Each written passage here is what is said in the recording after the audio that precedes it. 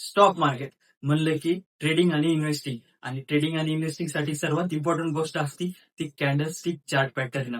Candlestick chart pattern मध्ये त्याचा उदय कधी झाला, त्याची निर्मिती कशी झाली जाणून घ्यायचं तुम्हाला, तर चला सांगतो. जपानमध्ये 18व्या शतकामध्ये म्हणजेच की 300 वर्षाखाली कॅन्डलस्टिक चार्ट पॅटर्नचा उदय झाला. तो कोणी केला? मुनेहिसा होमा नावाच्या एका तांदळाच्या व्यापाऱ्याने. त्यांनी काय विचार केला की दररोज तांदळाच्या मार्केटमध्ये म्हणजे की प्राइस वरती जाती खालती जाती आणि प्राइस मध्ये मुवमेंट येते.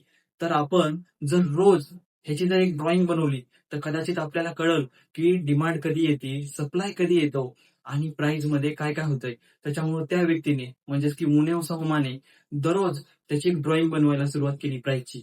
आणि बघता बघता त्या व्यक्तीने कॅन्डलस्टिक चार्ट पॅटर्नची निर्मिती केली आणि तोच कॅन्डलस्टिक चार्ट पॅटर्नचा यूज करून मुनेमुसा हुमा यांनी तांदळाच्या व्यापारामध्ये खूप पैसे कमवले. त्यामुळे तो कॅन्डलस्टिक चार्ट पॅटर्न फेमस झाला आणि आजही 300 वर्ष झालं तोच कॅन्डलस्टिक पॅटर्न यूज केला जातो आणि तो आजही सक्सेसफुल आहे. का? तर त्याच्यामध्ये ट्रेडरची फिलॉसॉफी कळती, आपल्याला डिमांड आहे सप्लाय कुठून येणार आहे तो कळतो. तसंच एक सिंगल कॅन्डल बघून आपण आजच्या दिवसामध्ये प्राइस मध्ये काय काय झालं हे आपल्याला सर्व काही कळतं.